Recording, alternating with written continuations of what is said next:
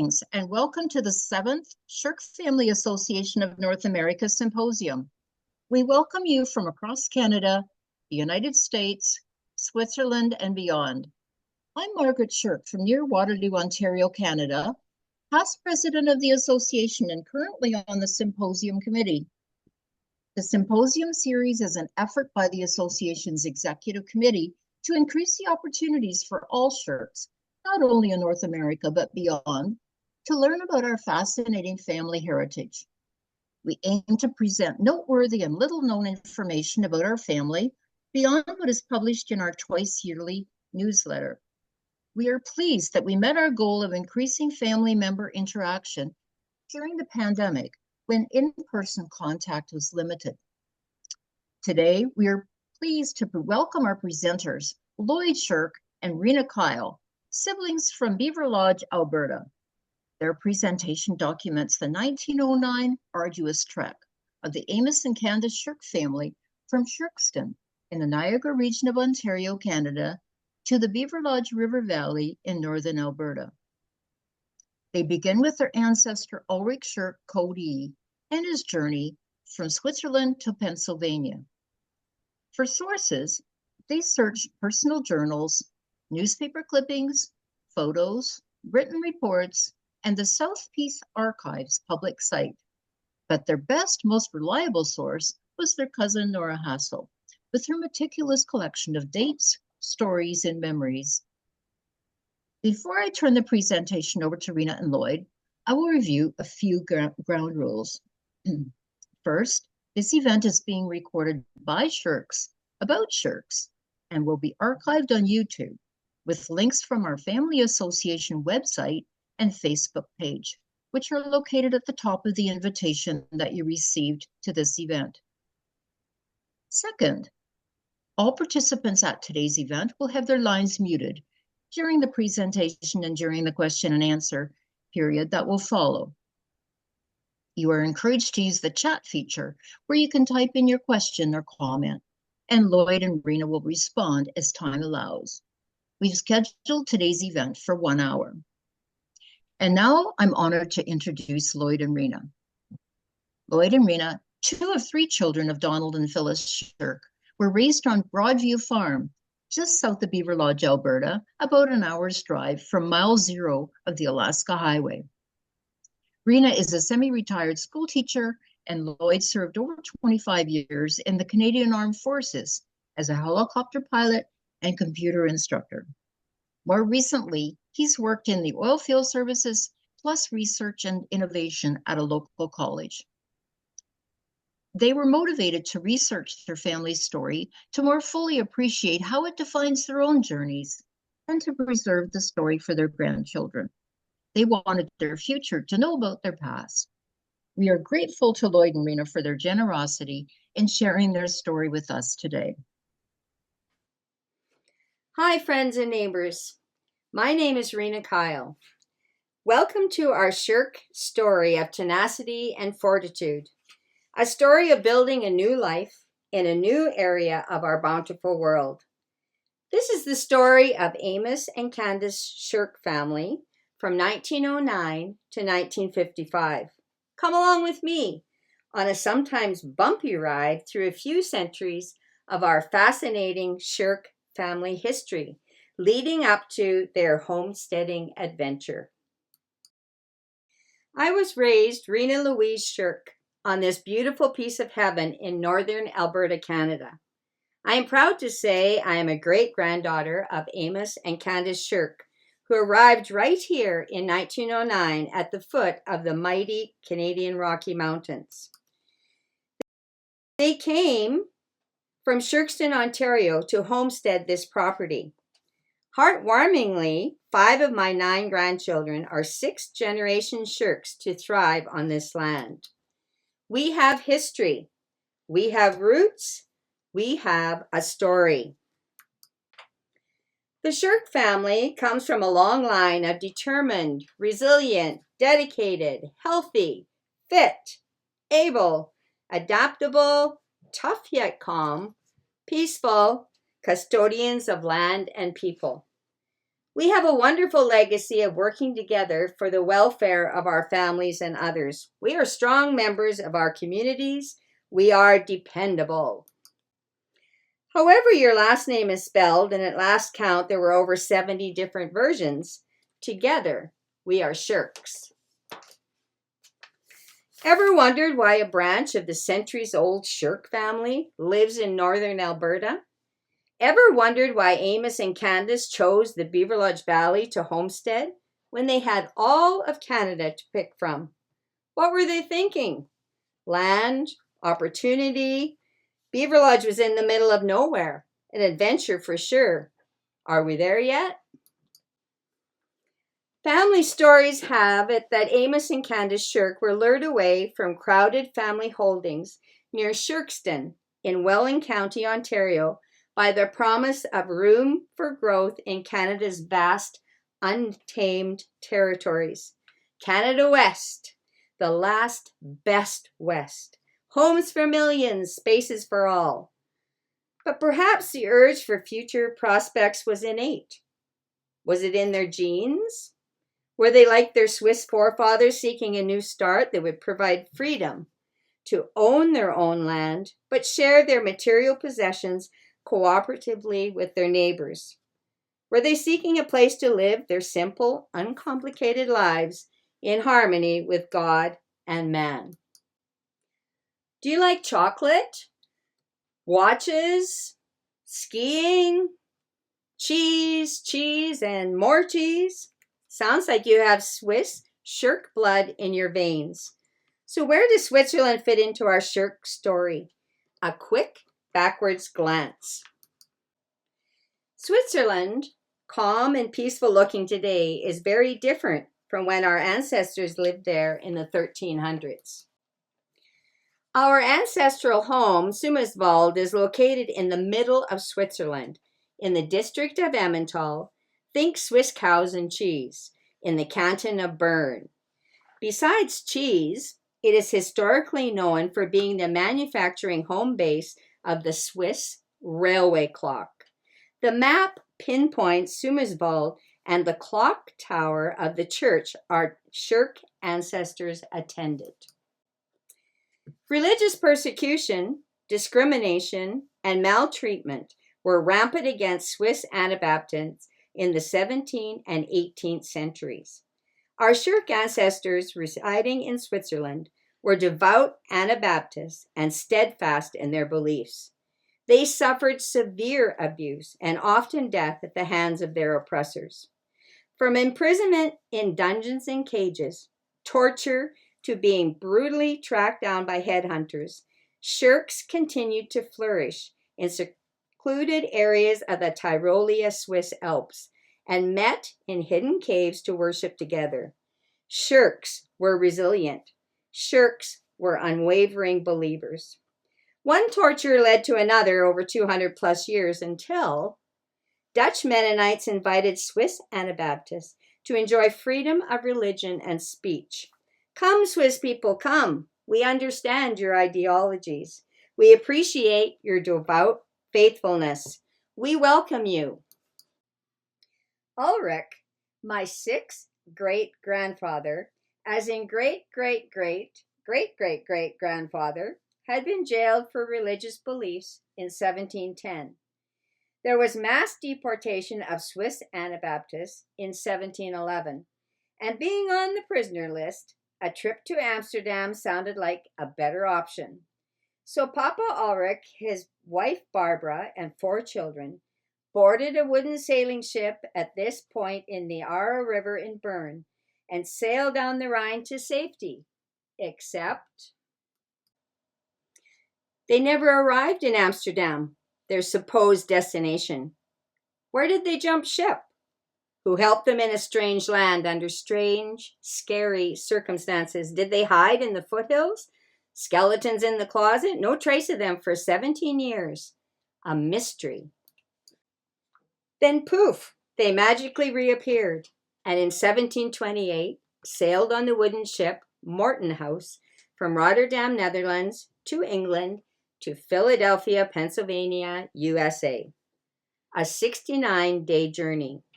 Are we there yet? To quote an account of the time, for weary weeks they rolled and staggered over the briny trough of an almost unknown sea, whose western waves broke on the shores of a vast continent that beckoned them to a haven of security and peace. A new world whose hospitable harbors, in the faith of these migrators, seemingly offered promises of asylum, free from political oppressions, and a retreat from which they knew from bitter experiences would be denied them in their own countries. The ocean journey was dangerous, to say the least, with the greatest hazard being disease. Records show that nearly half of the immigrants who embarked on this journey from Europe to North America died at sea from disease and unsanitary conditions. But the Sherk family arrived without loss of life and lined up at the port of Philadelphia to register as landed immigrants. Upon arrival, names and birth dates were recorded with good accuracy considering the language barrier. Sherks spoke German, and the sheer number of people disembarking on their new land. After a 69-day voyage, Ulrich's August 24th, 1728 arrival on U.S. soil begins our North American story. Dial ahead about 100 years and imagine the progress these peaceful farmers shared with their children and grandchildren, breaking soil, tilling the land, living in peace and harmony in Lancaster County, Pennsylvania. A couple of generations and, oh boy, feet got antsy, farmland became crowded as families grew. The U.S. was still regrouping from the American Revolution. Canada was calling. So in 1789, Ulrich's grandson Michael moved his family across the U.S.-Canadian border to set up stakes near Niagara Falls on the Canadian side. Only about 500 miles north of Lancaster County, but it would have taken a few weeks' trek by horse and covered wagon. I think they took the scenic route. For today, it's only 350 miles. The Sherk family were again settling into a harmonious, orderly lifestyle as farmers in the fertile Niagara region. All was going well as children grew, other relatives joined. The Sherk family expanded, and Sherk Station and Sherkston, Ontario, became actual place names, testament to the number of Sherks in the area. All was well with the Sherk family, but then more restlessness. Jacob and Catherine Sherk lived near Sherkston, Ontario, and welcomed 6 children.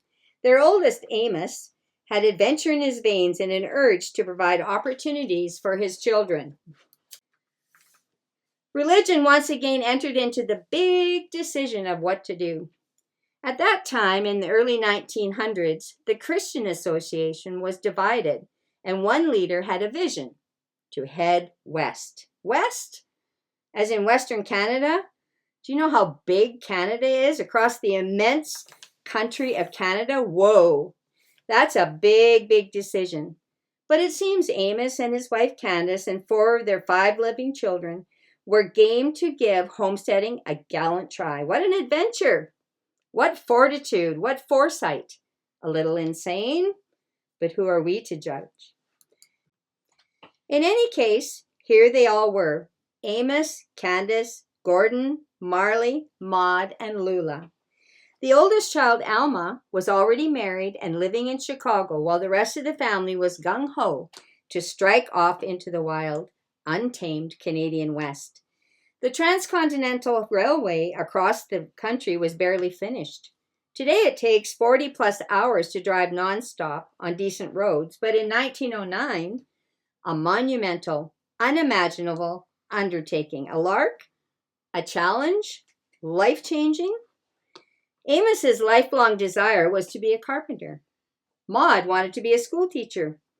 Gord had suspicions that they all had rocks in their heads with this brilliant idea of travel and adventure. The appeal of more opportunities enticed our Sherkston ancestors to accept the challenge ahead.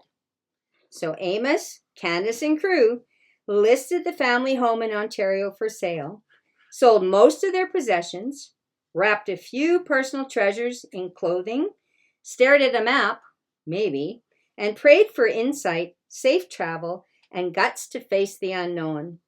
Joining other people from the area, mostly members of the Christian Association, also called the Burnsites, they put great stock in a strong message from God to settle out west. Sure, they wanted to improve their lot, but they also wanted to try farming cooperatively on a parcel of land that would be big enough for the whole group. The group of 27, young and old, loaded their worldly goods on a train car in Toronto, Ontario, and headed for Edmonton, Alberta, March the 16th to the 21st, 1909. Amos 53, Candace 51, twins Marley and Maud 17, and Lula 12 were Alberta bound. 6 days on a slow-moving train wouldn't be too bad, would it? Goodbye, Sherkston. Goodbye, Toronto. Goodbye, Ontario. Later in Winnipeg, they were joined by Gordon, 23, who had been working for his Uncle Joe McIntyre in North Dakota. That's Candace's brother-in-law. But that train ride. No instant oatmeal, no movies to watch, no granola bars, no amenities, just wide open windows to watch the scenery change as they headed west, further west. Oh, they did have card games to play, neighbors to chat with, hymns to sing, poems to recite, and Mum's cooking on the wood-burning stove in the special colonist car that the Canadian Pacific Railway allotted to the group. Are we there yet? Finally, Edmonton, where the immigration hall was their home away from home for several weeks as they prepared for the future. Once in Edmonton, the merry group of travelers had to decide where they were going to settle. Up until that time, they did not have a final destination in mind. They just relied on God's call to go west.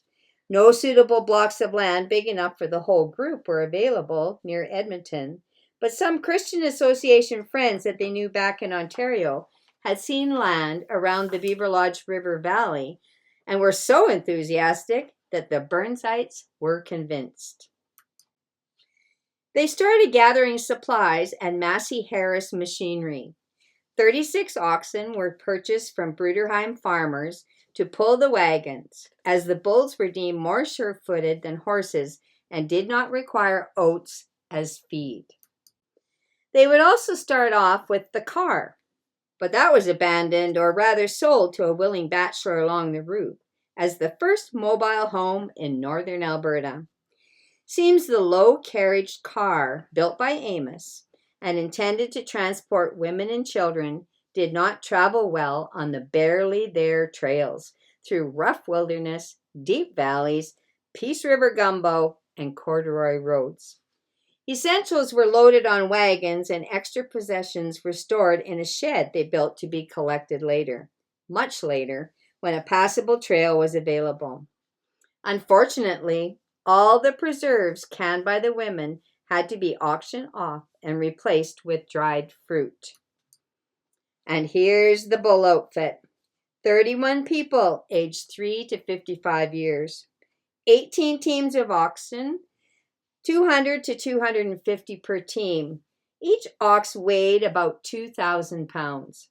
They had 14 wagons, the car, 1 horse, 1 buggy. What a sight! What a procession! What excitement as they moved out from Edmonton, April the 20th, 1909. They even made front page news in the Edmonton paper. Spirits were high, even though uncertainties hung in the air as the bull outfit departed. All they knew was that the long trail was long. It was formidable. It was rough. It was treacherous. It was wild. It was daunting, as few pioneers had ventured that far north into northern Alberta. Deep breaths, and here we go, about 450 miles through the wilderness. In 1909, the trail from Edmonton to Beaverlodge was not much of a trail. The bull outfit had to suffer through ice and snow, mud, and terrible conditions to make the trip. When they arrived at the east end of Legislative Lake, they decided to ship 12,000 pounds of freight by a steamship across the lake, and they would walk the oxen around the north shore of the lake. In order to pay for this, they cut firewood for the steamship. In 1909, Lula Sherk was a 12-year-old girl. She later became Lula Edgerton and then Lula Allen. She was Rena and my great aunt. She was interviewed by the Grand Prairie Museum and shared some of her memories of the trip. Our family rented a house, and we certainly didn't have much furniture, but we just camped in that, and then would go out to the towns around looking for land, and found it very disappointing. We thought we'd be able to find good land to homestead out from Edmonton, but we found the good land. There wasn't much left but bushland, which none of our group had any experience clearing land, and it was a great disappointment. Few people that had been in the north came back with glowing reports of the Peace River country. So some of them were quite true, and others were pretty well glossed over. What a wonderful place it was. So they sold us on the idea of coming to Grand Prairie. As the saying was, Beaverlodge or bust. Mr. Lossing, one of the men, he'd been on a farm before too, but he upset his wagon on bald hills, they called them. They were just gumbo and water running down through, and so we were days getting up the hill there to carry on. I'll never forget the sight of the Peace River hills, the mammoth high hills, and they were just covered with tiger lilies. The whole hill would look red with the tiger lilies. After 83 challenging days on the long trail, the bull outfit arrived in the Beaverlodge Valley on July the 12th, 1909, and the next chapter begins. Members of the bull outfit agreed on selection of quarters. As Uncle Marley exclaimed, nothing was ever done without the Burnsides having a meeting and discussing everyone's viewpoint. Adults chose their pieces of land with visions of cultivated acres and future developments. How exciting is it to realize a dream? Start fresh. Be inspired. Remembering it's July, the bountiful prairie grass needed to be hayed for winter feed. Saskatoons and raspberries picked and preserved. Living quarters for humans and animals built as fall was approaching. Supplies and possessions needed to be collected. And we thought the trail was a challenge. Where does one start to set up a homestead? That must have been quite a to-do list. First order of business, pitch the tent. Haul water, set up camp. In 1909, the Grand Prairie had been surveyed into 17 townships by Walter McFarland and his crews. Land office was yet to open. Stakes were being claimed on farmland. Amos, Gordon, and Marley were busy setting up Amos and Sons Farm, but not too busy to join the land rush of 1910. Marley had filed for his homestead at Greward March the 10th, 1910, on his way home from Edmonton with supplies. At Lake Saskatoon Land Office, May the 7th, 1910, Amos and Gordon filed for official title of 2 South African scrip and 1 homestead each. Townships had been determined, but exact boundaries of sections and quarters were to be finalized. Ingenuitive Sherks tied a rag to a wagon wheel, counted the revolutions, and measured their land with credible accuracy. Good calculating Sherk family. The lure of the West was sweetened with the availability to purchase scrip quarters, in addition to the advertised homestead land settlers could prove up. South African scrip were land grants given to Canadian veterans of the Boer War of 1899 to 1902, but then sold off at discounted prices by the returning soldiers with no passion for farming. Members of the Christian group were more than happy to take scrip off the hands of those not interested. This meant that every adult could have access to 3 quarters of land, 1 quarter equaling 160 acres. That is, if they followed the rules and regulations for claiming a homestead in the yet unsurveyed wilderness. By buying 4 scrip and having 3 homestead quarters, Amos Sherk and Sons would have a sizable farm of 1,120 acres. Homesteading under the Dominion Lands Act of 1872 involved a process of obtaining and improving the land. A homesteader was required to live on and cultivate the land for 3 years before receiving title to the property. Homesteaders had to build a dwelling and make other improvements to the land, such as clearing 10 acres a year. Homesteading was not without its challenges. Sherks faced harsh and unpredictable climate with limited resources and isolation from urban centers. They had to be resourceful and dedicated to the task. To be successful, Sherks possessed a wide range of skills, including knowledge of agricultural practices, animal husbandry, construction techniques, and food preservation. Amos Sherk and Sons possessed a deep appreciation for the land and the natural world. They understood the importance of sustainable practices such as crop rotation, composting, and natural pest control, and they strived to minimize their impact on the environment. We've got the land. We've got a house. After 6 months of living in a tent and a bunkhouse, we've got shelter and hay for the animals, and the Amos and Candace Sherk family thrived on Alberta sunshine and bountiful yields from the rich, productive soil in the Peace River country. Blood, sweat, and I imagine a few tears. Living was challenging, but so promising. Hitch up the oxen, 3 or 4 abreast.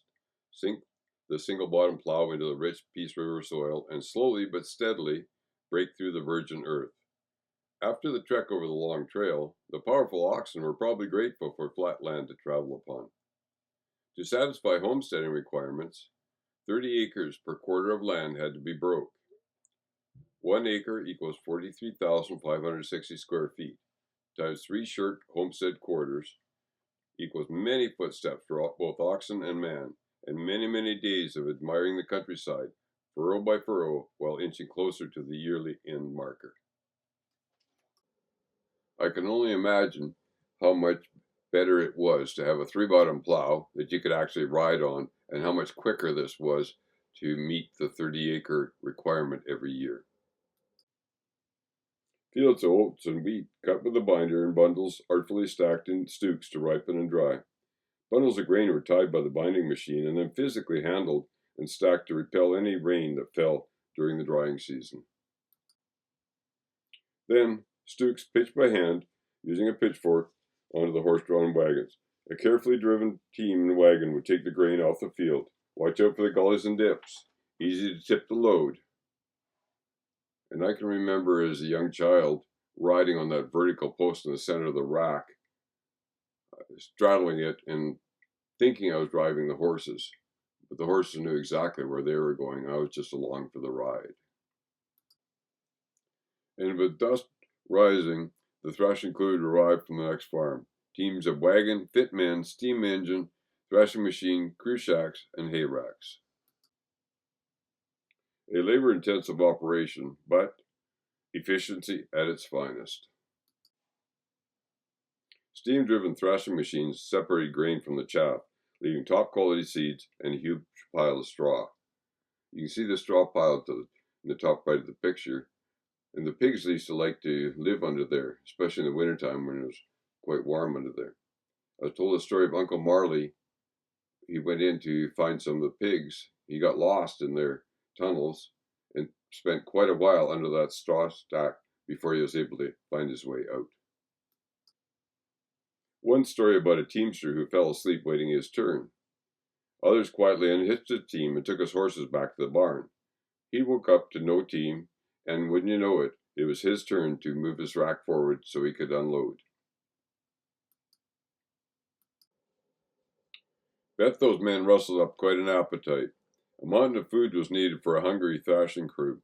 The women worked endless hours preparing food for breakfast, lunch, snack, supper, throwing in a pie or two or three for dessert, making sure there was lots of strong tea and coffee. They were probably really happy to see the back end of the thrashing machine chugging down the packed trail to the next farmer's field. Not sure if these were fast oxen or slow horses. Note that the oxen had collars and bits, no yokes. I'm thinking our relatives enjoyed riding on wagons over the long trail instead of walking beside the ox teams. Hauling grain in the wintertime must have been a treat. I guess it was easier to get the oxen to go than it was to get the steam engine fired up. The 1910s passed with setting up the farmstead and expanding families as Sherks married and had children. Some members of the bull outfit returned to eastern Canada. Amos Sherk and Sons stayed and prospered as successful farmers and compassionate, hard-working community supporters. Our Sherk family found great success on the Grand Prairie. They won many awards for their crops and animals while remaining active in community clubs such as the Calf Club and the Red Cross. Amos and his sons were charter members and directors of the Beaverlodge and Lake Saskatoon Agricultural Society. Amos was a founding member of the Lower Beaverlodge Farmers Telephone Company and a member of the Lower Beaverlodge School Board, to which Sherks donated land for the Lower Beaverlodge School in 1912.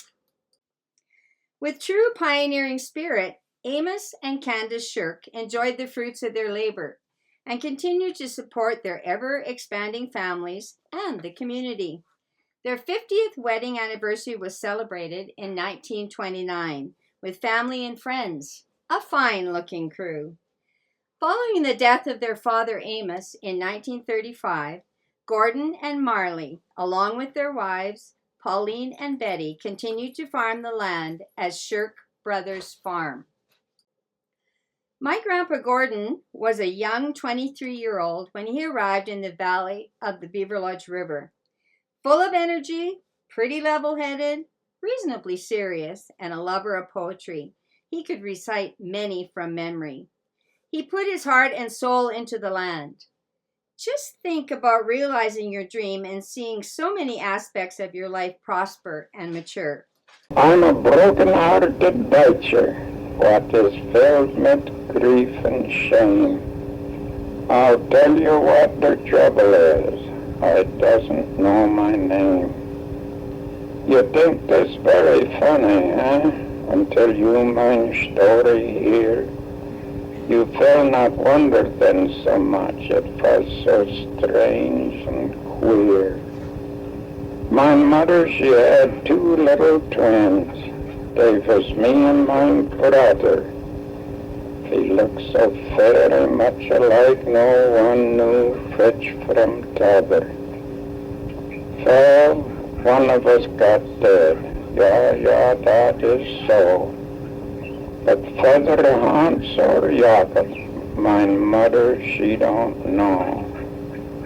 And so I am in trouble, for I can't get through my head Whether I'm Hans what's living or Jakob what is dead. In 1919, Gordon married Pauline Elizabeth J.Q. They welcomed 2 sons, Harry and my dad, Donald. Gordon was the oldest son of Amos Sherk and Sons Farm. Gordon's younger brother, Marley, also worked alongside their dad, Amos, a strapping, not all that tall, but very strong physically, and at one time known as the strongest man in the Peace Country, was 17 years old when he arrived with the bull outfit in 1909. Eager, jovial, hardworking, full of life, Marley also put his back into the traces and was an integral force in shaping and developing the Amos Sherk and Sons homestead. In 1932, Marley married Elizabeth Betty Zimmerman of Polish descent, and they raised 3 children, Nora, Shirley, and Norman, on Sherk Brothers Farm. In the late 1930s, Gordon and Marley decided it was time to move forward and build a barn. In 1940, they started to haul gravel from the river about 1.5 miles away and stockpile it in preparation for building the barn in the following year. You can see the piles of gravel in the bottom left of the picture. Blueprints dated July 3, 1941 show that the barn is 32 feet wide, 73 feet long, and 34 feet to the peak. The barn was a massive undertaking, and one where, as a worker, you did not want to have a fear of heights. The head carpenter was a local fellow, and he was paid $1.20 an hour, while the laborers were paid an amazing 40 cents an hour. This is my dad, Don Sherk, on top of the cupola which capped the interior ventilation air shafts. The completed barn in 1941. If you look at the top of the roof, you can see a rail that sticks out. This is part of a system that allowed them to use slings and a trolley and then be able to lift a complete load of hay up and into the hayloft. Amazing piece of engineering. A flat roof pig pen, 20 by 40 feet, was eventually added to the south side of the barn. One relative commented, "Good thing the barn is still standing because when I was little it was huge. I can't imagine how big it would be in my mind without the real thing standing as proof."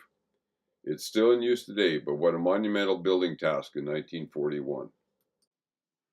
Survival was the most important facet of their lives, but they also made time for fun with family and friends. Swimming. They must have really enjoyed the river because there are many, many pictures of fun down by the creek and the rivers. Ball games and ice skates, horseshoes, running races, picnics at Lake Saskatoon, Christmas concerts, neighborhood card parties. They did have a great time and with no devices. But work came first. Gordon and Marley were meticulous farmers and were leaders in their community with innovative farming techniques.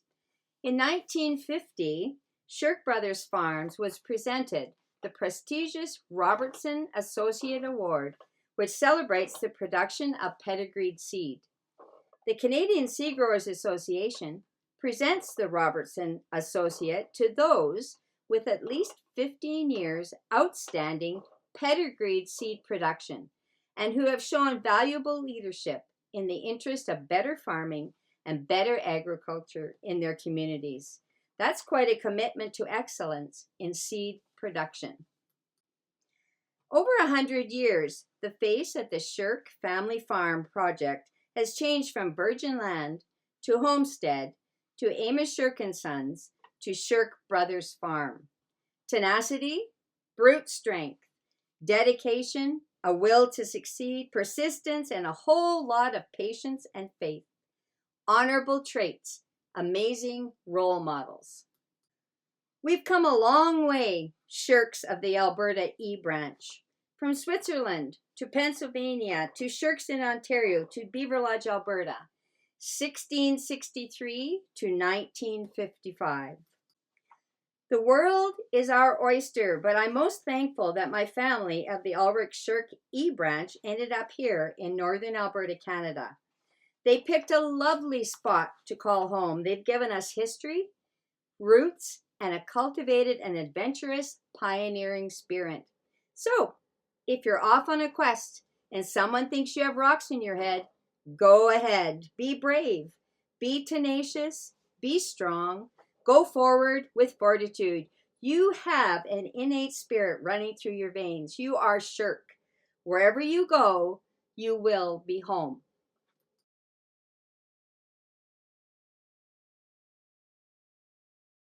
Thank you so much, Lloyd and Rena, for this wonderful presentation of your family history. Thank you for sharing it with us. We're now going to go to a question and answer period, and we invite you to submit questions if you have any. If you haven't already put them in the chat, can you please enter them in the chat using the feature at the bottom of your screen? And we'll see if we have any questions yet for Lloyd and Rena. Here's one to get us started. Lloyd and Rena, you're on the screen. There you are. Do any Sherk descendants still live on Broadview Farm? Yes, actually where the barn is located and which is on the quarter that my grandpa, Gordon Sherk, homesteaded. My two sons and their families still live there. We don't farm the land. We have a very responsible young neighbor who does that for us, but both of my sons and their families have horses and they enjoy being there. We also use some of the other quarters for recreation. And we, one of Marley's descendants actually, where is that? On the north. Go ahead. They have sheep and animals that they have on one of our north quarters. Thank you. You've mentioned recreation a couple of times, and in your presentation and again now. Does your family continue to meet and celebrate your family history? We do. Just last June, we actually had our Sherk Day, and we try to do this every year or every second year, where we just invite the locals of the Peace River country to come and celebrate. So we had a great potluck wiener roast at the Beaverlodge campsite. And just on top of that, the Beaverlodge campsite, the building that is there is the original school that was on our on Sherk land, and it was actually moved into Beaverlodge as their information center. So we did have lots of fun. There were over 70 people, I think. Is it on that? Yes. Yeah, we're trying to get a picture up there for you. Okay. We had over 70 people that actually joined us, 4 generations of people, and we just had a lot of fun that day, and of course, lots to eat. Thank you for that.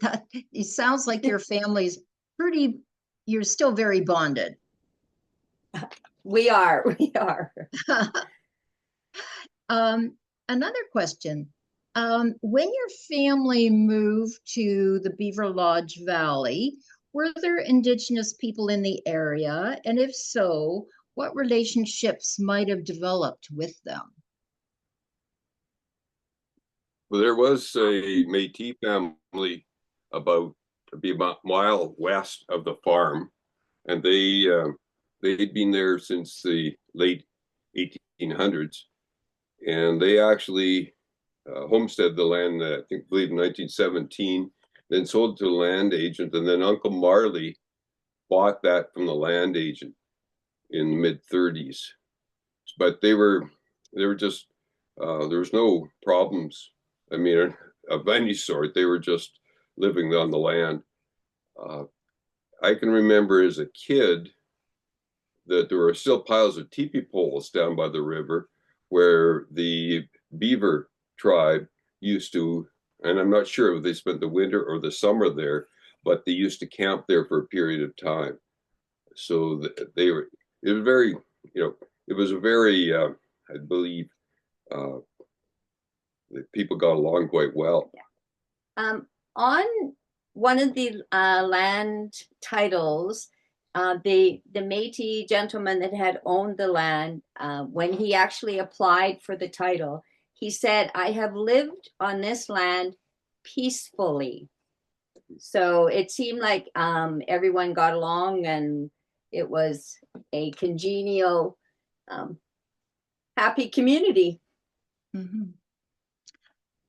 Thank you. There's a question here from Stephen Sherk. First of all, I'd like you to thank Lloyd and Rena for a great presentation. The Dust Bowl era of the 1930s affected a lot of farmers in Saskatchewan. Did this also have a great effect on farmers in Alberta? The Dust Bowl of the 30s.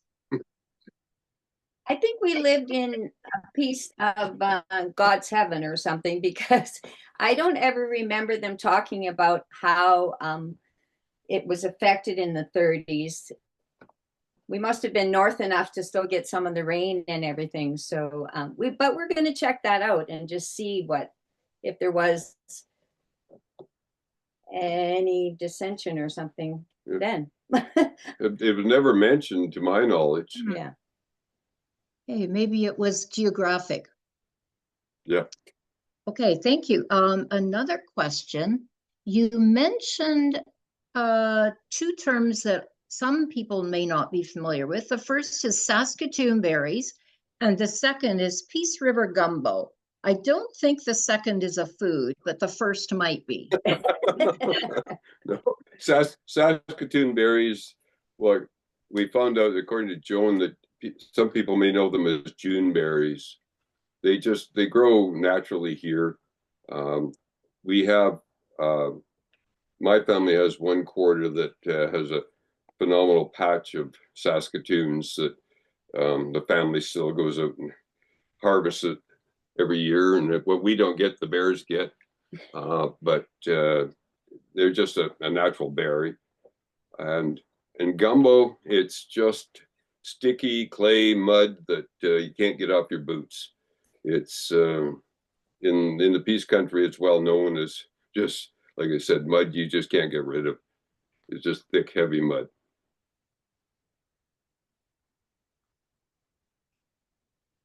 Okay, another question. Did the Code E Sherks that returned east settle at Sherkston Beach? Oh. Go ahead. You mentioned that some did Cody people come back, or was it just people from the group that came back from the there were some there were some Sherk descendant or relatives that actually did return to Ontario, but I do not know their story at all. They were Shizzlers. They actually, I know that they homesteaded to the east and south of where the Sherks homesteaded, but there's really, we'd have to investigate. We didn't follow their trek, but I know that they wanted to go back east, and so they sold out to the other neighbors. Okay, thank you. Another question. Was it called the Bull Expedition because bulls were used to pull a wagon, or was there another reason? It was strictly because they were using oxen. It was called the Bull Outfit, and strictly because they'd use the oxen to pull the wagons. Okay, thank you. We have time for about one more question. If anybody wants to pop one into the chat, we might have time for one more question. If not, I am going to read some of these lovely comments that are in the chat. Great job, Lloyd and Rena. And thank you for a great presentation.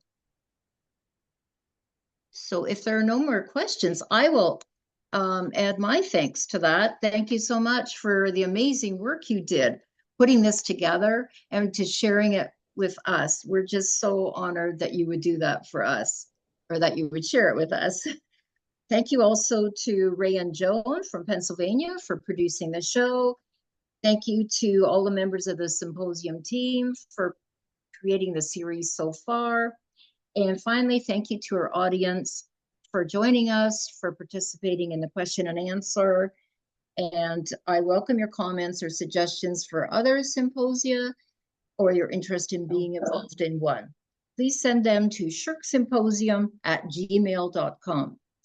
And for more information about our Sherk Family Association, newsletter subscriptions, or to purchase a reprint of Tom Sherk's book, please go to our website, www.shirkfamilyassociation.net.